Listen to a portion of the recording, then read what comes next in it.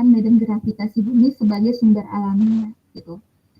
Nah, variasi lokal dalam densitas batuan di dekat permukaan ini menyebabkan perubahan kecil dalam medan gravitasi, gitu. Jadi Anda tahu kan kalau nilai graviti rata-rata itu kan sekitar 9,8 gitu ya, meter per second kuadrat gitu. Sebenarnya itu ada yang setiap lokasi gitu ya, kalau dia beda batuannya gitu ya, atau beda strukturnya gitu ya, itu akan mengakibatkan ada perubahan sedikit walaupun nilainya itu kecil ya, tapi berpengaruh gitu. Nah, yang kita pelajari itu ya walaupun kecil ya, itu yang kita amati itu ya nilai gravitasi itu.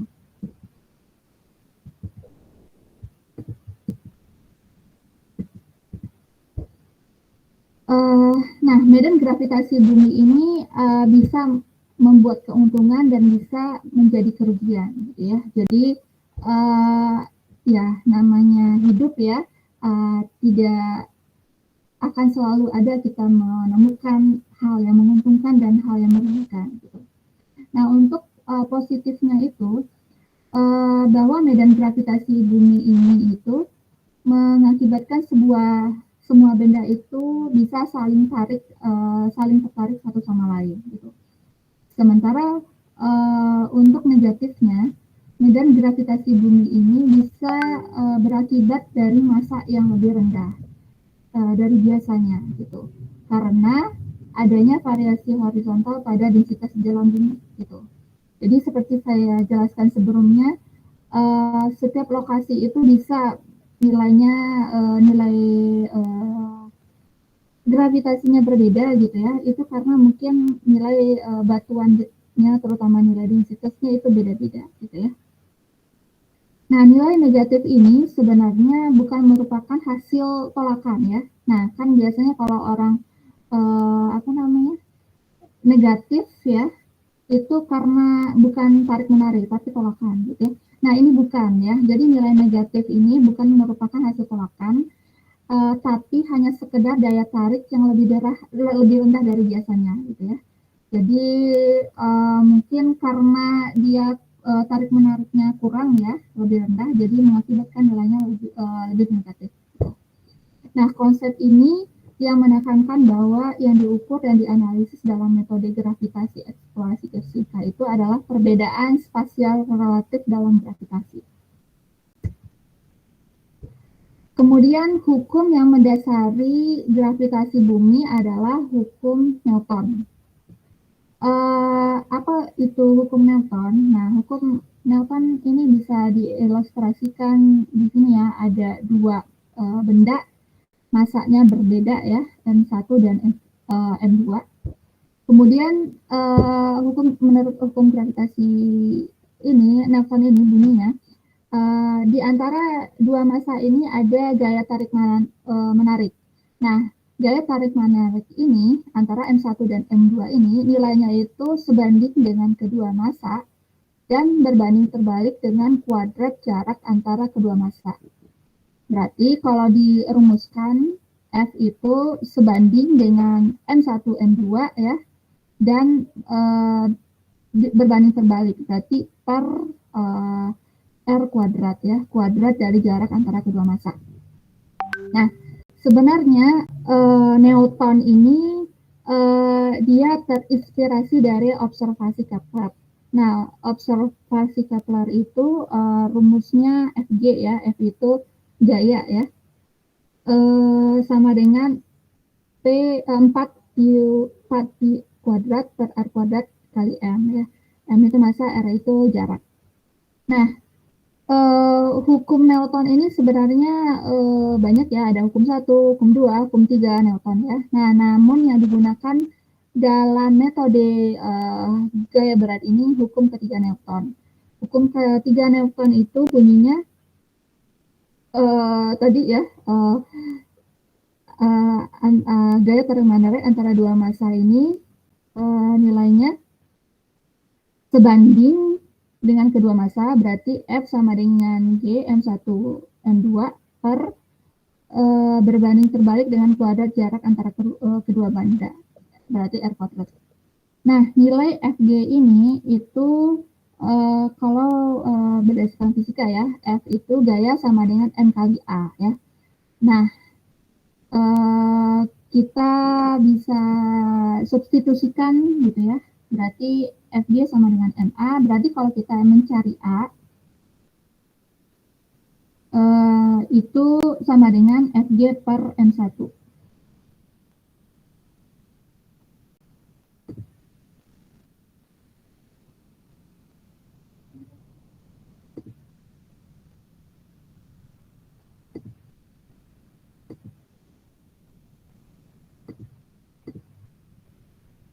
Ini saya mencoba kursus nggak bisa ya. Oke, saya lanjutkan ya. Berarti A sama dengan Fg per M1 ya. Nah, ini kan Fg sama dengan G M1 M2 per R kuadrat. Kita substitusikan ke sini. Berarti Fg per G per Fg per M1 itu sama dengan G M2 per R kuadrat ya. Nah, nilai A itu kan percepatan. Nah, nilai percepatan ini kalau di gravitasi itu namanya percepatan gravitasi. Simbolnya G ya. Berarti G sama dengan Fg per M1 sama dengan G M2 per R kuadrat. Kemudian massa itu apa? Massa itu kan volume dikali dengan densitas ya. Nah, di sini bisa kita substitusikan. Jadi M itu kita ganti dengan rho kali V ya. Rho densitas F volume gitu. Berarti G sama dengan G besar F rho per R kuadrat. Di sini bisa terlihat G gravitasi itu dia sebanding dengan nilai densitas gitu ya. Makanya di sini yang kita lihat itu ya dalam metode gravitasi itu nilai densitasnya gitu ya. Jadi kalau nanti di tahap interpretasi gitu ya atau analisis, nanti yang Anda ubah-ubah itu adalah nilai densitasnya ya, supaya hasilnya fit gitu ya antara observasi dengan pengukuran.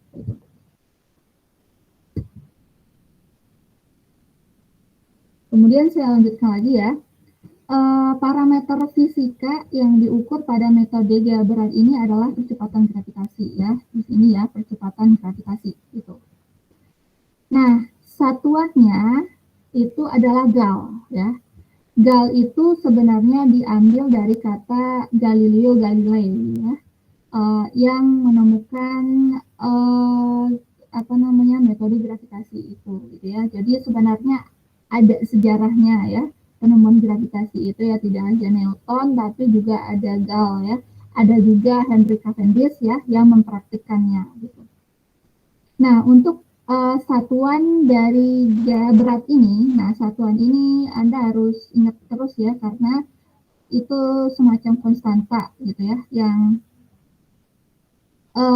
harus digunakan. Karena ini ya kan kita berbicara dengan fisika ya, nah itu harus ada satuannya ya, kecuali yang yang memang tidak ada satuan gitu, yang unitless. Nah, untuk satuannya menurut CGS itu namanya gal ya. Nah, kalau nilai konstanta gravitasi secara universal itu menurut CGS nilainya 6,674 kali 10 pangkat 8 cm pangkat 3 per G S kuadrat. Nilai percepatan gravitasi yang cm per S kuadrat ini nilainya sebanding dengan 1 miligal gitu ya. Jadi 1 cm per S kuadrat itu jika dikonversikan ke miligal itu bisa dilihat ya di sini ya. Berarti 1 cm per S kuadrat sama dengan 10 pangkat min 2. Nah, 1 miligal sama dengan 10 pangkat min 5 gitu. Berarti kalau 1 mikrogal 10 pangkat min 8. Nah, untuk densitas itu satuannya gram per cc ya, atau gram per sentimeter pangkat 3, itu kalau CGS.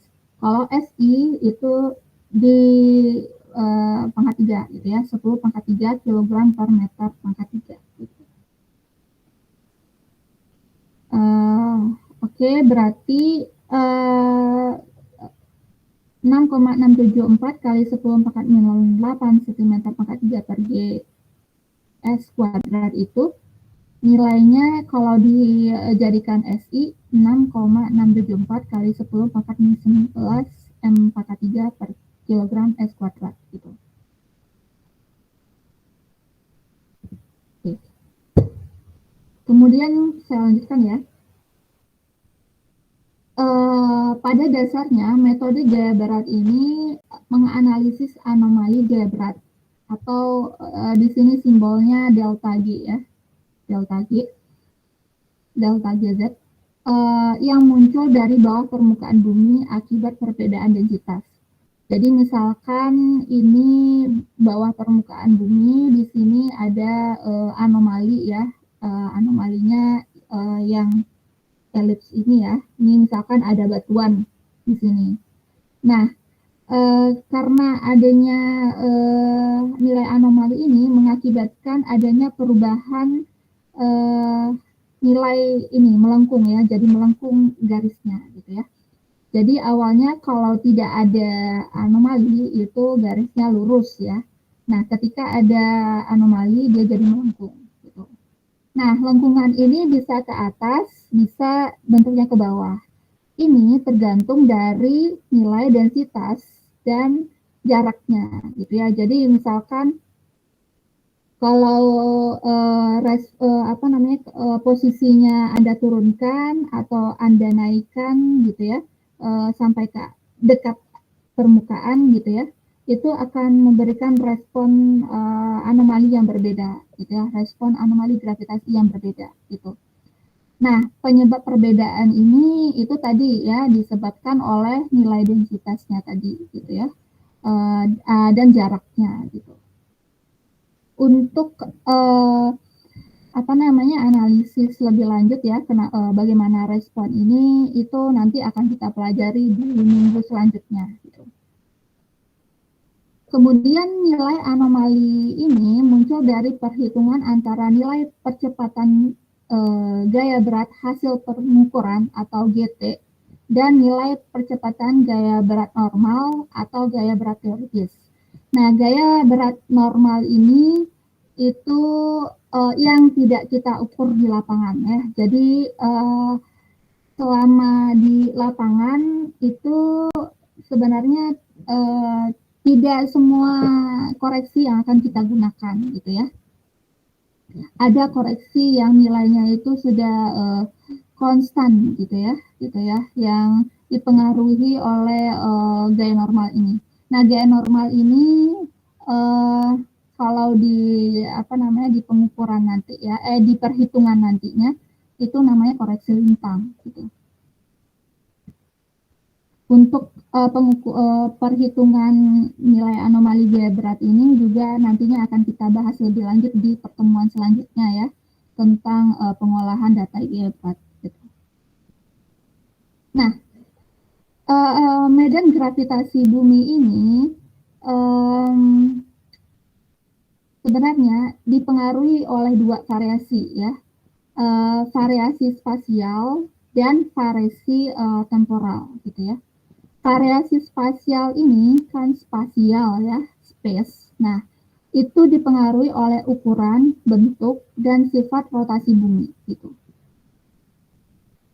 Sementara variasi temporal itu sebenarnya banyak ya yang mempengaruhi, tapi yang paling banyak itu dari pasang surut atau nama lainnya ya kalau di bahasa Inggris tide correction atau earth tides ya, atau kadang-kadang disebut juga tidal gitu ya. Gitu.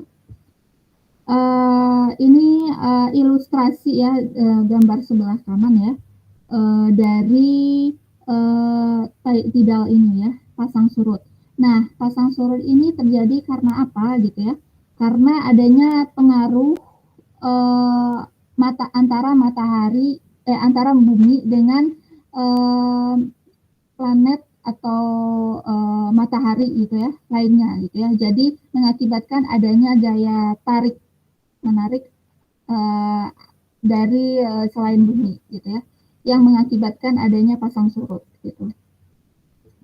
Kemudian kalau untuk spasial, di sini spasial itu berhubungan dengan ukuran, bentuk, dan sifat rotasi ya. Nah, bisa Anda lihat di sini ya. Ini bentuk biasanya kalau ditanya ya bentuk bumi itu bagaimana ya? Bentuk bumi ada orang yang bilang bentuk bumi itu bulat, ada yang datar ya. Tapi kalau sebenarnya karena kita geofisika ya, ini bentuk bumi yang bulat ini sebenarnya nggak idealnya tidak bulat ya. Ada sedikit ada undulasi ya. Jadi kalau orang-orang geomatika ya mereka ngukur ya pakai GPS ada sedikit undulasi gitu ya. Ini bisa dilihat garis titik-titik ini ya dengan garis yang tegas ya. Yang titik-titik ini namanya geoid ya, geoid gitu. Jadi sebenarnya kalau orang geomatika ditanya bentuk bumi itu bagaimana ya, jawaban mereka itu bukan datar atau bulat tapi geoid gitu ya. Ini karena bentuk ya dan ukurannya. Kemudian di sini juga ada pengaruh rotasi bumi ya. Jadi di rotasi bumi ini akan mengakibatkan gaya-gaya yang berpengaruh di sana gitu ya. Dan gaya yang paling berpengaruh itu namanya adalah gaya sentrifugal gitu ya. Di sini ada pengaruh gaya sentrifugal gitu. Kemudian ini ada garis tegas ya. Di sini namanya adalah elipsoid ya. Jadi kalau geoid itu seperti ada undulasi ya, yang tidak ideal, dan elipsoid itu bentuknya seperti elips ya.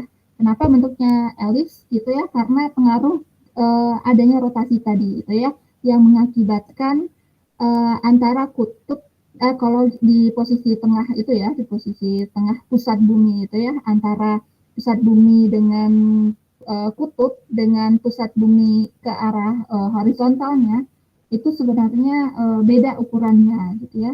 Jadi tidak begitu kalau bola itu sama ya, kalau elipsoid itu beda gitu. Itu penyebabnya karena apa? Karena adanya variasi spasial tadi. Variasi spasialnya itu dari sifat rotasi bumi gitu. Nah, sekarang variasi spasial ya. Tadi saya bilang itu karena adanya geoid itu ya, bentuk bumi yang sebenarnya tidak bulat, bentuknya tidak bulat banget lah gitu ya. Di sini bisa dilihat ya gambar dari bumi itu ya, bentuknya geoid yang seperti ini gitu. Nah, geoid itu apa? Geoid itu adalah permukaan hipotetis tempat ketinggian topografi dan kedalaman laut yang diukur gitu. Geoid ini direpresentasikan oleh permukaan laut di lautan sampai ke benua gitu ya. Kemudian kalau ngukurnya ya, jadi geoid ini sejajar dengan permukaan yang ditentukan oleh water pass. Jadi ini GPS-nya dan ini sejajar dengan water pass dan net acceleration atau percepatan bersih ya di permukaan bumi yang diarahkan tegak lurus terhadapnya. Ini bisa dilihat ya di sini kita pasang water pass-nya dan geoid ini kita ukur arahkan tegak lurus gitu ya. Kemudian geoid ini sering digambarkan sebagai permukaan ekipotensial gravitasi yang paling sesuai dengan bentuk bumi gitu. Artinya penjumlahan potensi tarikan gravitasi dan gaya sentrifugal rotasi bumi yang paling sesuai dengan permukaan laut gitu. Di sini di dalam pengukuran orang geomatika ya, dia menggunakan water pass gitu ya. Ini ada GPS-nya. H ada H besar, ada N, ada H kecil ya. H besar itu ortometrik. Nah, nilai ortometrik ini itu merupakan selisih dari nilai ketinggian elipsoidnya atau H kecil dengan nilai n geoid gitu ya. Jadi di sini bisa dilihat ya, garis merah itu adalah garis geoid yang bentuknya seperti undulasi dan elipsoid yang bentuknya seperti elips ya. Nah, di sini ortometrik itu kita kurangkan ya antara yang ketinggian elipsoid ini dengan ketinggian geoid gitu ya. Jadi kita hanya dapat di atas gitu ya. Jadi istilahnya di sini mixed level itu dari sini gitu.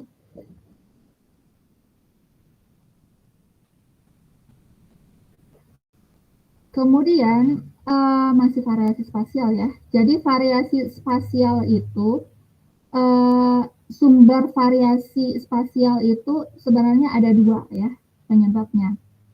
Yang pertama itu karena adanya perubahan gaya sentrifugal di atas permukaan bumi yang disebabkan oleh rotasi bumi di sekitarnya ya.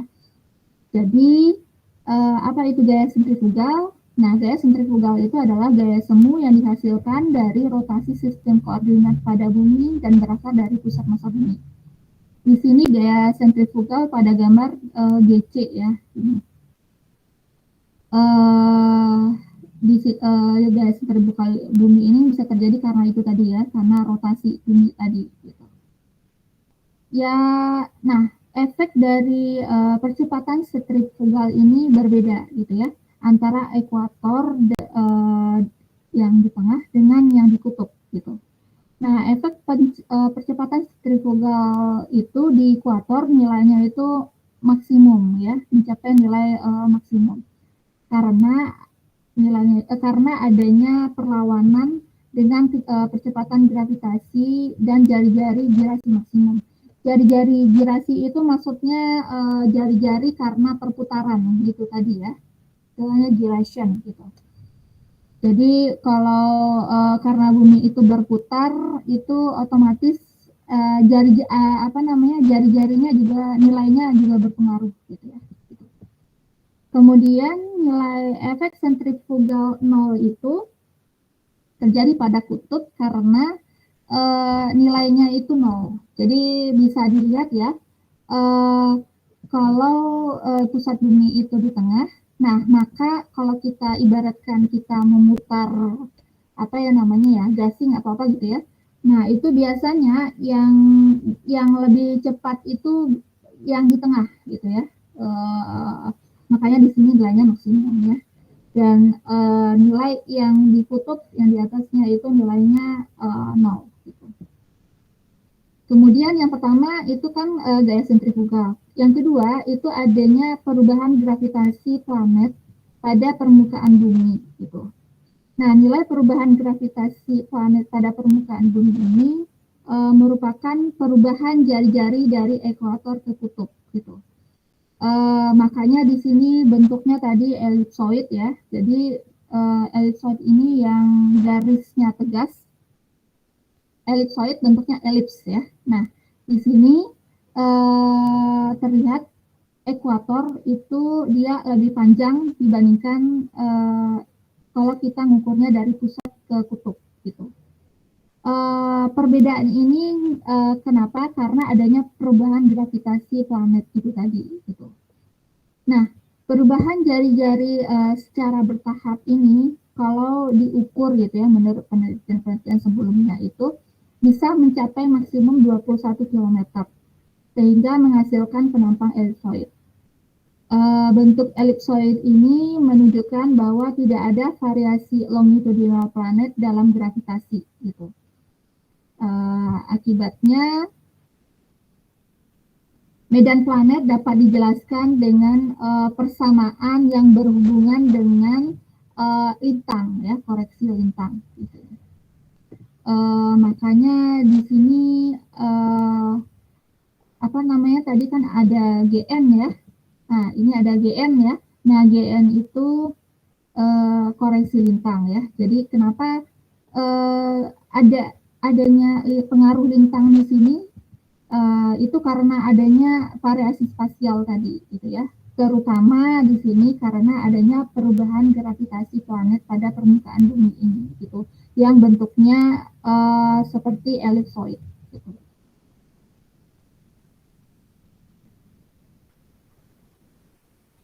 Oke, tadi spasial, sekarang temporal. Nah, temporal tadi saya sudah bilang ya, yang paling utama gitu ya dari variasi temporal itu diakibatkan oleh adanya efek pasang surut. Istilah lain dari pasang surut itu adalah tide atau tidal gitu ya. Antara pengaruh matahari dan bulan gitu ya, atau pasang surut dari bumi padat. Gitu.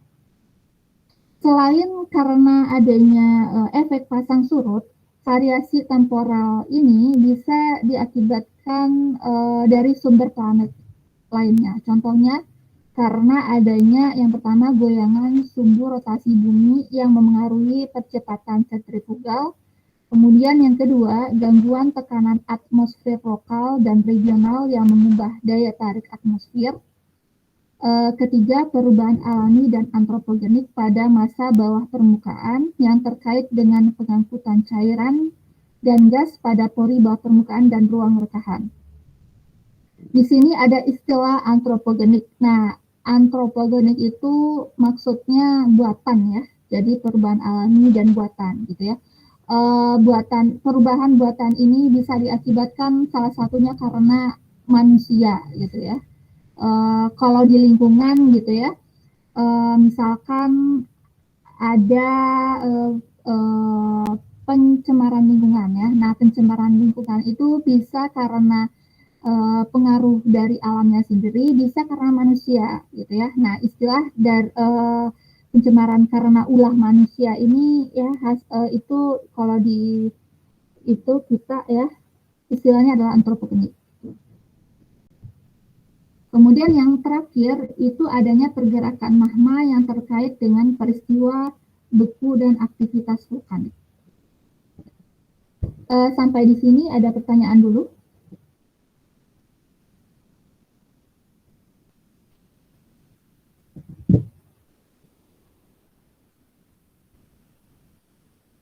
Kalau tidak ada, kita lanjutkan ya. Nah, ini implementasi dari metode Gabrat. Untuk implementasi metode Gabrat itu ada tahapan survei yang harus dilalui ya. Yang pertama pasti tahap perencanaan. Jadi sebelum memulai pengukuran gitu ya, kita harus merencanakan dulu ya. Banyak yang harus kita rencanakan ya. Kemudian yang kedua baru kita melakukan pengukuran atau akuisisi data. Setelah itu pengolahan data dan yang keempat interpretasi. Tidak hanya untuk metode Gabrat, metode lainnya pun juga kurang lebih sama ya tahapannya ya, dari perencanaan, pengukuran, pengolahan dan interpretasi itu. Nah, ini tahap perencanaan. Secara umum dalam perencanaan itu yang perlu kita kita lihat gitu ya, dan goal kita itu ya yang perlu kita definisikan gitu ya. Yang pertama itu kita harus mendefinisikan rentang dari model bawah permukaan gitu. Kenapa? Karena kan tujuan kita nantinya itu kan mendapatkan model bawah permukaan bumi, model geologi dari bawah permukaan bumi gitu ya. Otomatis kalau kita ingin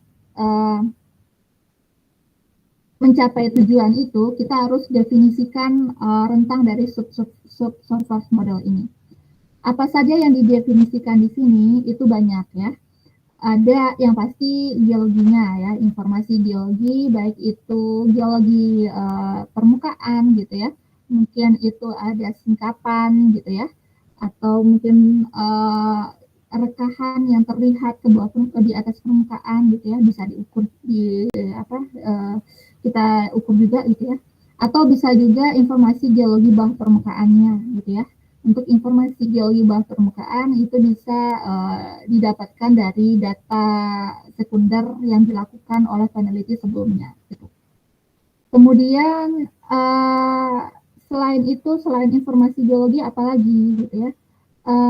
Tentu saja karena ini metode Gabrat, karena tadi yang kita ubah-ubah itu nilai densitasnya atau sifat fisiknya densitas, otomatis kita mempertimbangkan di sini nilai densitasnya ya.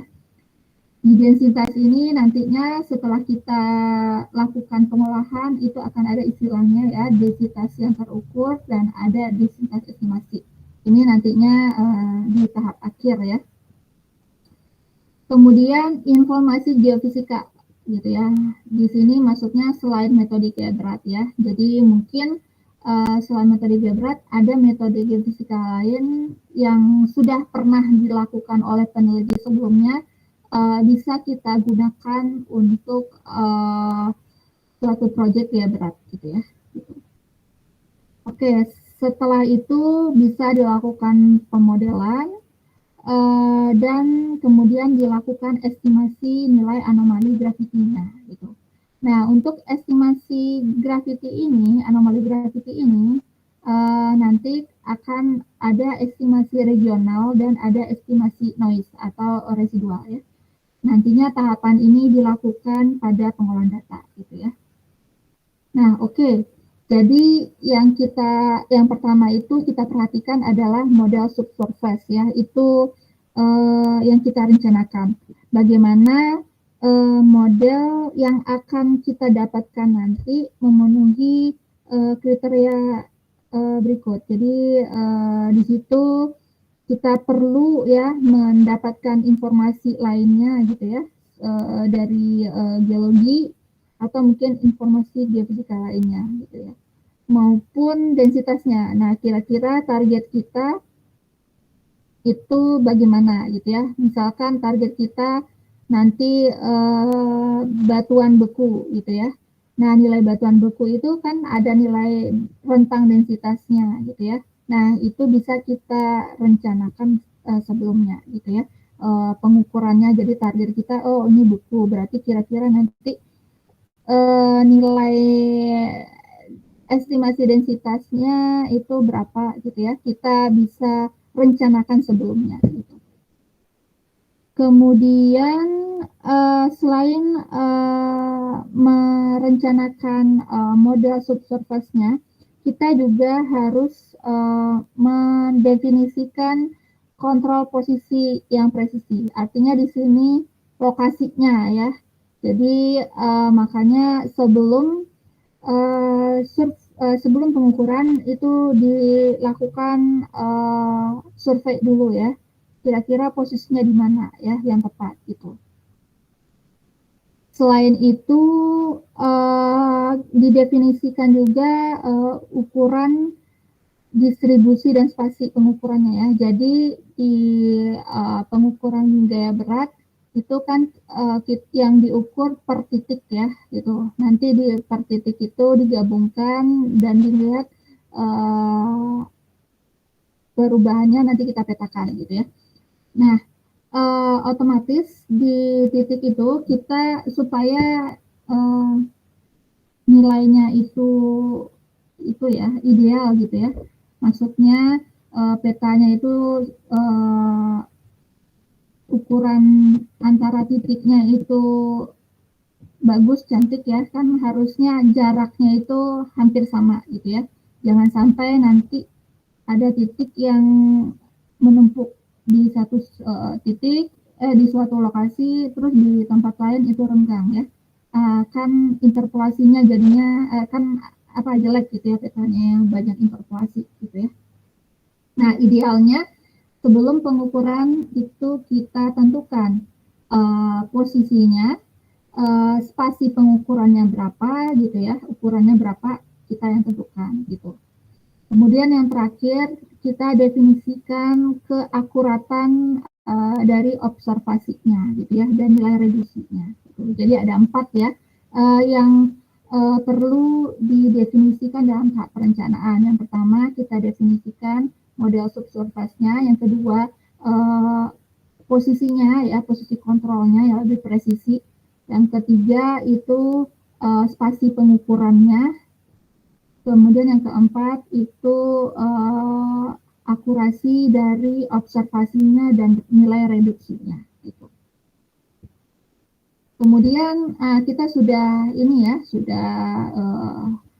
rencana kita sudah matang, kita bisa langsung melakukan pengukuran gitu. Nah, yang diukur ini nantinya adalah nilai gravitasi ya, yang nilai GOPS ya, nilai observasi graviti gitu. Yang terdapat di base station. Jadi nanti di dalam pengukuran graviti itu ada yang dilakukan di base gitu ya, ada yang dilakukan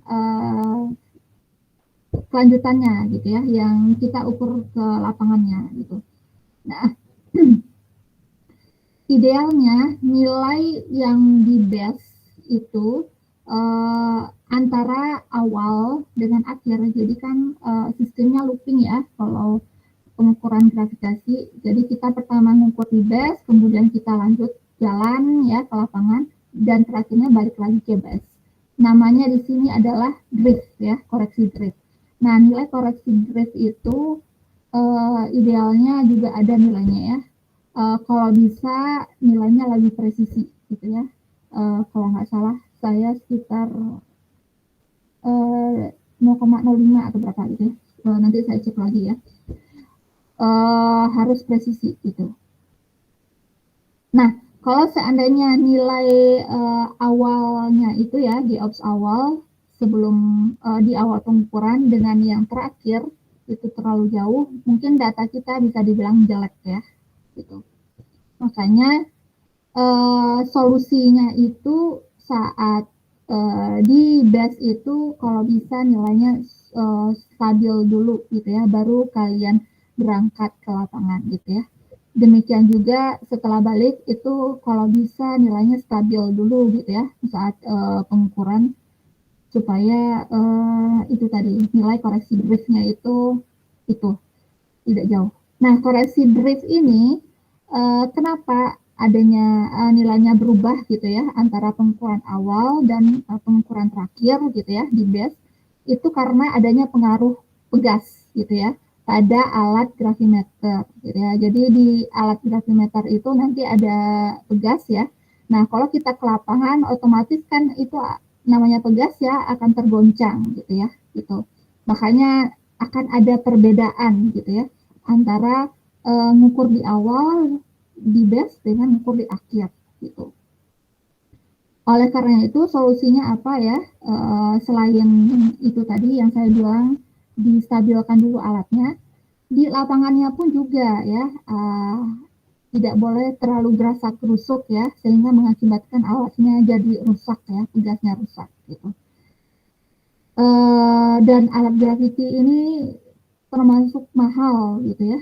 Itu kalau sekarang di ITERA itu paling mahal itu graviti gitu ya alatnya gitu ya, bisa miliaran ya. Makanya harus disayang-sayang alatnya gitu. Oke, selain GOPS ya, gravity observasi yang diukur, juga ada nilai relatif atau nilai absolutnya dan nilai elevasinya. Jadi nanti di lapangan itu kita juga ngukur ketinggian ya, elevasi gitu. Itu namanya terrain correction ya gitu. Nanti kita pelajari di pengolahan data dan pengukuran ya yang lebih detailnya gitu. Di situ nanti ya selain alat, Anda juga ini ngukur ketinggiannya berapa gitu ya. Karena ketinggian itu tadi akan mempengaruhi nilai observasi berat. Kenapa dia berpengaruh? Karena itu tadi. Karena ini ya, ini. Karena pengaruhnya misalkan dia lebih tinggi gitu ya, ini akan mengakibatkan nilai anomalinya juga akan berubah gitu, seperti itu.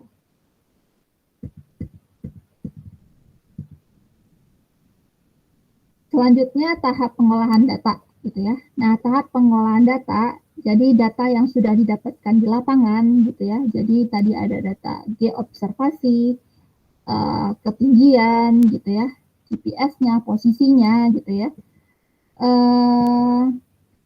Kita olah gitu ya. Nah, kita hitung nilai gravity teoretiknya ya. Kemudian kita compare dengan nilai observasi gravitasinya untuk mendapatkan nilai anomalinya gitu. Istilahnya di sini complete Bogey anomali ya. Jadi itu kita koreksi-koreksi gravity banyak ya. Nanti dari koreksi itu dapatlah suatu peta, itu namanya complete Bogey anomali itu. Nah, peta anomali complete Bogey anomali ini sebenarnya masih kurang ini ya, masih kurang misalkan gitu ya, ada pengaruh noise di situ ya, atau apa gitu ya, atau ada pengaruh benda yang terisolasi ini gitu ya istilahnya. Nah, karena itu di sini ada istilahnya filtering gitu ya. Jadi setelah CBA dilakukan filtering. Nah, tujuan filtering itu adalah mengenhance atau meningkatkan gitu ya resolusinya. Jadi bisa dibilang isolasi atau enhance anomalies of interest itu maksudnya meningkatkan resolusinya gitu ya. Atau bisa juga kita hanya ingin mendapatkan nilai residualnya saja gitu ya. Nilai residual itu tadi nilai CBA ini dikurang dengan regionalnya gitu. Itu dilakukan di tahap pengolahan data ya. Jadi pengolahan data itu yang pertama kita menghitung nilai koreksi-koreksi yang ada gitu ya, sehingga menghasilkan CBA. Yang kedua, kita melakukan filtering ya. Tujuannya adalah untuk mengenhance atau meningkatkan gitu ya, supaya mendapatkan nilai anomali yang kita inginkan.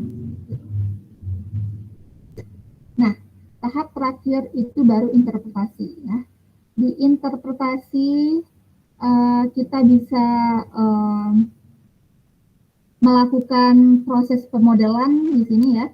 Ada dua ya secara umum, model forward dan inverse modeling gitu ya. Inverse sama forward modeling tahu bedanya apa? Ada yang tahu bedanya?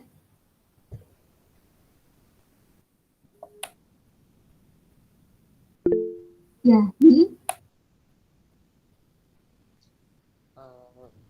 silakan, apa itu bedanya forward dan inverse modeling? Untuk forward modeling itu kita berdasarkan geologi yang kita amati gitu Bu. Kemudian kita kembangkan menjadi data. Kemudian untuk yang reverse modeling itu dari data menjadi kita ubah menjadi fisik geologi yang di lapangan seperti itu. Oke.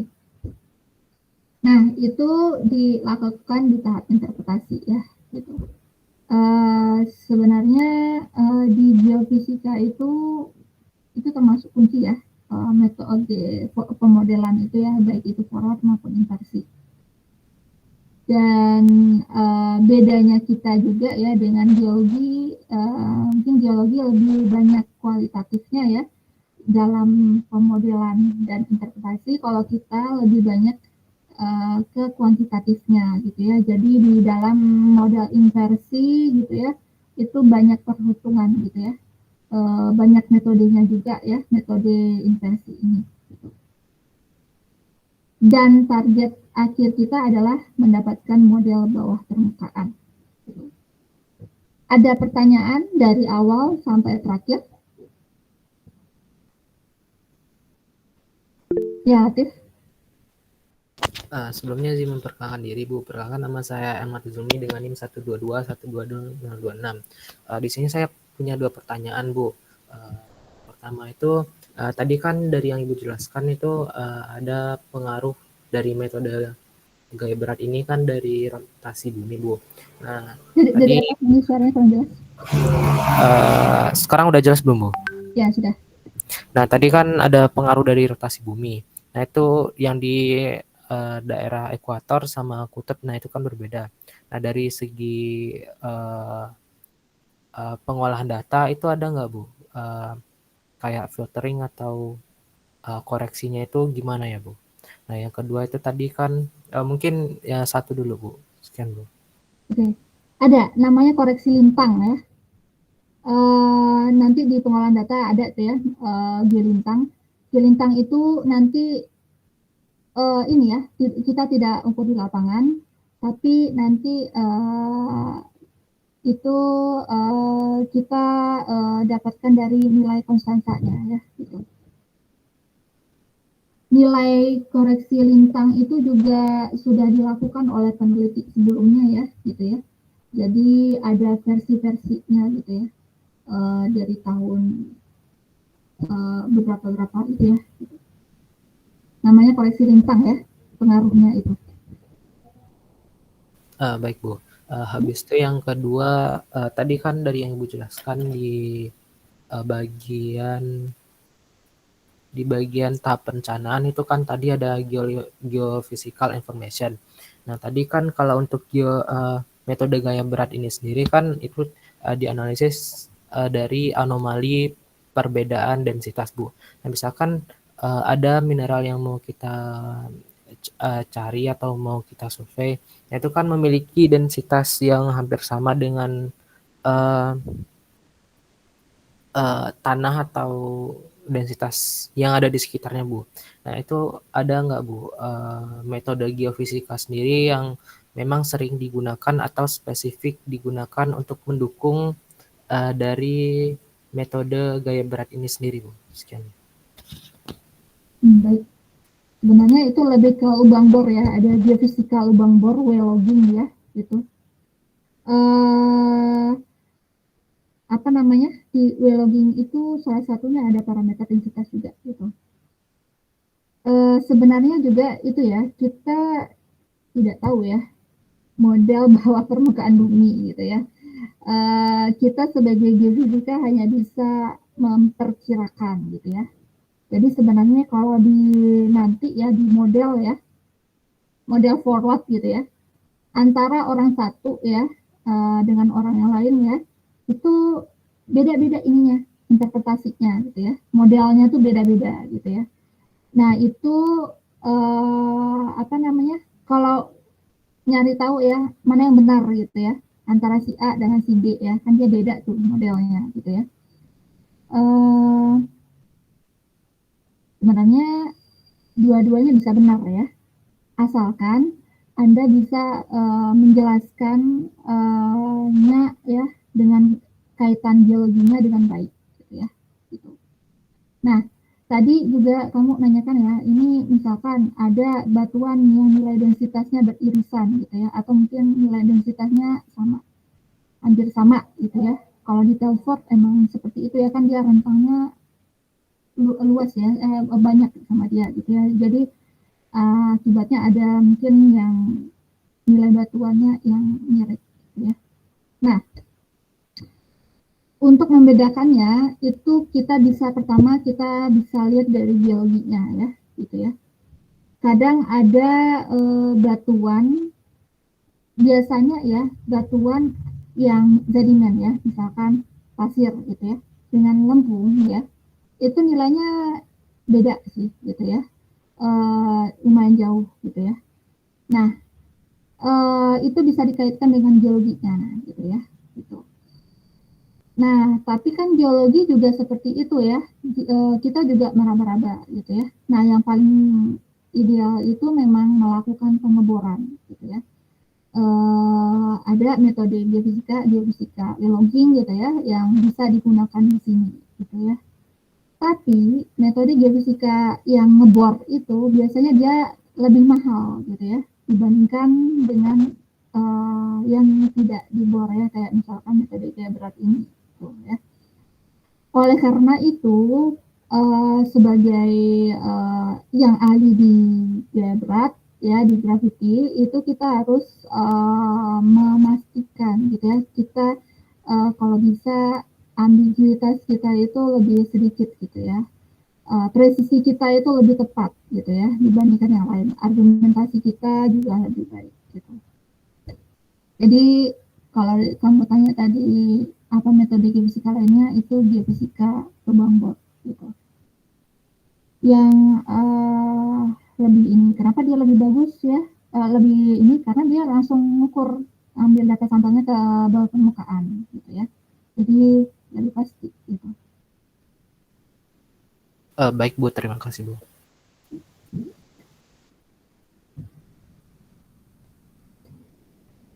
Makanya di dalam ini ya,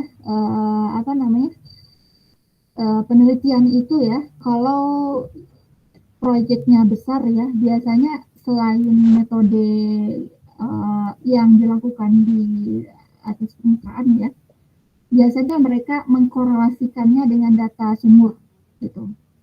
Kalau proyek besar gitu ya, kayak proyek migas gitu ya, geothermal itu mereka selain ada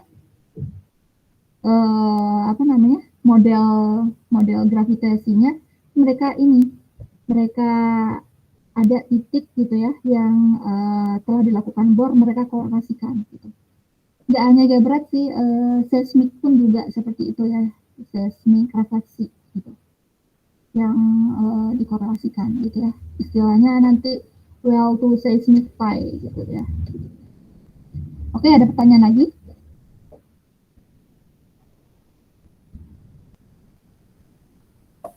Baik Bu, sebelumnya izin Bu, perkenalkan nama saya Rehan Caska Rifari dengan NIM 122120035. Izin bertanya Bu, tadi kan di slide itu pada tahap perencanaan kan ada penentuan akurasi dan presisi dalam observasi. Itu saya masih bingung Bu, dalam penentuan akurasi dan presisi itu maksudnya seperti apa ya Bu? Apakah itu dimaksudkan untuk menentukan nantinya kita menggunakan koreksi apa dalam metode gaya berat ini, atau seperti apa Bu dalam penentuan akurasi dan presisi dalam observasi ini begitu Bu? Oke. Sebenarnya kalau koreksi itu sama semua ya, koreksi gaya berat sama semua diterapkannya gitu ya. Kecuali kita mengukurnya beda area ya. Kalau di darat dengan di laut itu ada sedikit perbedaan koreksinya ya yang digunakan gitu. Presisi dan posisi kontrol di sini lebih ke ininya sih. Kan kalau di gravity itu, pengukuran gravity itu ada yang mengukur di base gitu ya. Nah, nilai yang di base itu harus presisi gitu ya. Makanya biasanya kalau gravity itu kalau nggak ada nilai base-nya ya, nilai itunya ya, itu kita agak susah gitu ya. Makanya biasanya kalau lokasinya jauh, kita turunkan dulu ya. Biasanya di di bandara gitu ya, ada stasiun BMKG ya. Nah, itu diturunkan dari situ gitu ya. Diturunkannya itu caranya gimana? Kita ngukur di base di stasiun bandara gitu ya. Kemudian kita bikin stasiun base yang baru gitu ya, kita ukur gitu ya. Kemudian kita coba lagi, kita ambil titik lain, balik lagi ke nilai target yang akan kita jadikan base station ya, baru balik lagi ke bandara gitu. Seperti itu. Jadi presisi dan posisi kontrol itu lebih ke ininya sih ya, nilai di base stationnya ya, itu harus presisi gitu. Kemudian selain itu juga dalam pengukurannya ya, pengukuran di lapangannya kita juga ini kan, karena kan gravity itu ya kita ngukur pertama ya, nilainya ini loh biasanya keluar beberapa, kita misalnya ngukur dengan 3 kali ya, itu nilainya akan beda-beda gitu, nilai bacaannya gitu ya. Kadang ada yang sama gitu ya, kadang ada yang beda gitu ya. Nah, yang beda itu karena apa gitu ya? Karena mungkin ada pengaruh yang ini, yang mengakibatkan nilai gravitasinya berbeda gitu ya. Mungkin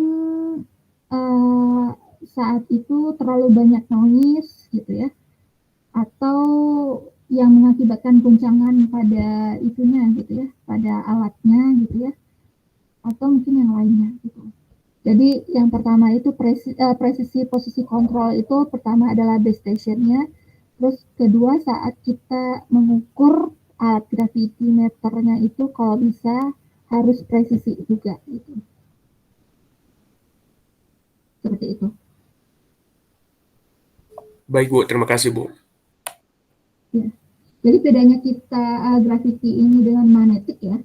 Kalau gravity itu harus pertama itu mengukur di base ya, dan nilai di base-nya itu sebenarnya ada nilai G-nya dulu ya, nilai G yang sudah diturunkan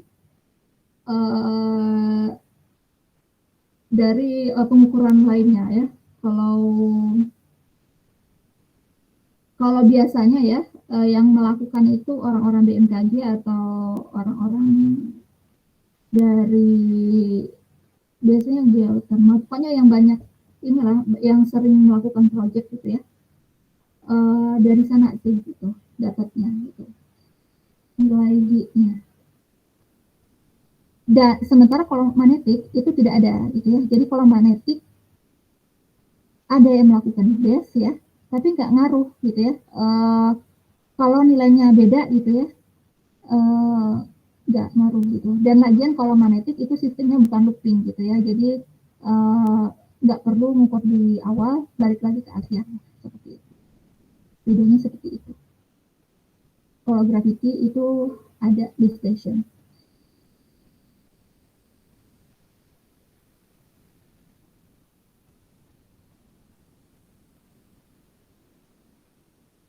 Ada lagi pertanyaan? Izin Bu, perkenalkan nama saya Dinda Zahra Sani dengan NIM 122120087. Saya mau bertanya Bu, untuk yang tahap pengolahan data tadi kan itu kita menghitung antara nilai gravity teoretik dengan mengcompare dengan nilai observasi Bu. Nah, dari metode gaya berat tersebut itu bisa terdapat error selain dari hasil pengukuran nggak Bu? Atau misalkan errornya dari hasil compare nilai tadi saja atau ada error yang lain Bu? Dari pengukuran.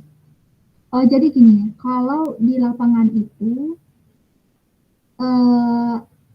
apa ya? Di dalam pengolahan data itu ya, di dalam pengukuran di lapangan itu sebenarnya tidak semua koreksi yang kita bisa hitung dan kita ukur gitu ya. Paling di situ nilai G yang diukur gitu ya, kemudian nilai ketinggian terrain gitu ya, lainnya itu diturunkan gitu ya. Jadi nanti ada rumus gitu ya, ada parameternya gitu ya. Misalkan ingin menghitung koreksi free air correction gitu ya. Nah, itu nanti ada H-nya itu yang dipakai gitu ya. Nah, kalau bicara error gitu ya, kalau yang G yang tidak dihitung di lapangan itu sudah konstan ya, udah ada konstantanya, tinggal hitung ya. Jadi tidak akan ada nilai errornya gitu ya. Gitu. Dan biasanya ya untuk perhitungan gaya berat ini nilainya pasti gitu ya. Maksudnya kamu mengolah data ya, nilai CBA-nya dengan nilai CBA teman kamu itu biasanya sama. Karena apa? Karena nilai koreksinya itu, kemudian rumusnya itu sudah tetap gitu ya, sudah ada ketentuannya gitu ya. Beda halnya dengan magnetik gitu ya, karena mungkin magnetik itu ada pengaruh nilai itu tadi ya, biasanya nilai diurnal ya, koreksi diurnal gitu ya, terus kita pakai pangkat polinomial atau pangkat apa gitu ya, atau interpolasi, sehingga nilai anomali magnetiknya kadang-kadang kamu ngolah dengan teman kamu bisa beda gitu. Seperti itu ya. Jadi kalau ditanya ada errornya nggak gitu ya, saat pengolahan data gitu ya, biasanya errornya itu karena dari manusianya sendiri yang kurang teliti gitu ya. Gitu. Kalau dari error pengukurannya, kalau dari error pengolahan datanya itu tidak ada gitu ya.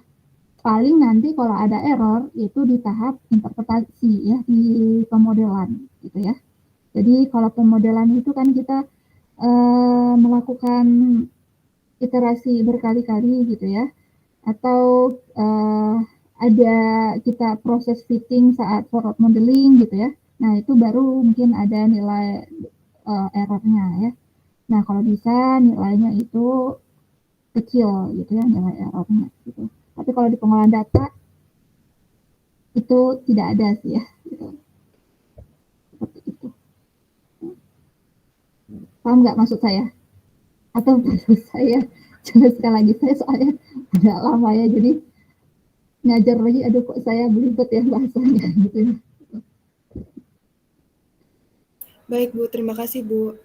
Ya paham ya kamu, pokoknya kalau di pengolahan data gitu ya, biasanya terutama yang koreksi ya, kecuali beda halnya dengan proses watering ya, itu biasanya tidak ada itu ya, tidak ada error gitu ya.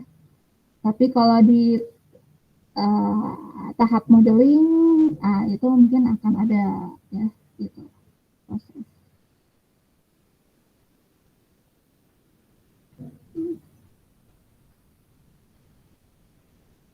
Ada lagi pertanyaan? Sepertinya cukup, Bu. Ada Diko? Baik Bu, terima kasih izin memperkenalkan diri. Nama saya Diko Pratama Ramadhani dengan NIM 122120126. Izin bertanya Bu, tadi kan kalau nggak salah kata Ibu alat metode gravity itu kan sampai miliaran gitu ya Bu ya? Iya. Ada nggak sih Bu alat sederhana gitu yang bisa kita pakai gitu, yang sehari-harinya gitu? Sama prinsip kerjanya itu seperti apa ya Bu? Terima kasih. Oh gitu. Jadi nanti kita pelajari di pengukuran buku berapa ya itu tadi kalau nggak salah ya, 3 atau 4 gitu ya, yang ada alat gravitometer ya. Sebenarnya memang ini sih ya, memang alat gravity itu mahal karena adanya pengaruh pegasnya tadi itu ya, harus stabil gitu ya. Sebenarnya juga gravity itu yang downware itu masih ada yang lebih mahal lagi ya, namanya gravity absolute gitu ya. Nah, gravity absolute itu nggak ada sih kayaknya di Indonesia gitu ya, yang menggunakan, dari luar negeri ada gitu ya. Gitu. Kenapa itu bisa ini ya, bisa mahal? Karena itu tadi pengaruhnya itu ya, dia ada pengaruh pegas yang mengakibatkan kesulitannya itu ya. Kalau absolut juga dia bukan pegas ya, saya agak lupa ya itunya. Itu mengakibatkan kesulitannya ya. Nah, kalau dibuat sendiri, paling kalau Anda pernah dulu SMA mengukur gravity sederhana yang pakai apa ya gitu ya, pendulum gitu ya. Ya sih pernah kan? Kalau ada praktikum gitu ya di sekolahnya dulu, karena ada sekolah yang tidak ada praktikum gitu ya. Paling seperti itu, dan nilainya itu kurang presisi gitu ya dibandingkan alat gravity dari geofisika gitu. Tahu kan yang ini yang pakai pendulum gitu kan ya, itu kita goyang-goyangkan terus kita hitung nilai G-nya berapa gitu, seperti itu sederhananya ya. Tapi jujur kalau gravity di Indonesia belum ada yang buat sih ya alatnya gitu. Beda dengan geolistrik, ada Nani Ura itu sebenarnya buatan Indonesia gitu ya. Gitu. Terus Pak Martin juga buat alat gitu kan, alat geolistrik gitu. Seismik pun juga ada gitu ya yang dibuat ya orang Indonesia. Itu kalau gravity belum ada sih perusahaan Indonesia yang punya, yang membuat alat gravity itu gitu. Di luar negeri Skin track itu nggak salah Jerman ya, apa itu yang seperti itu.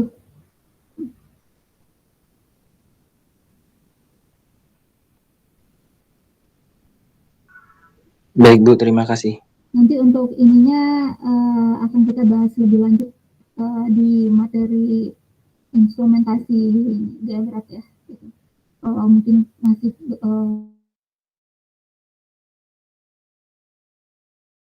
baik, ada pertanyaan lagi?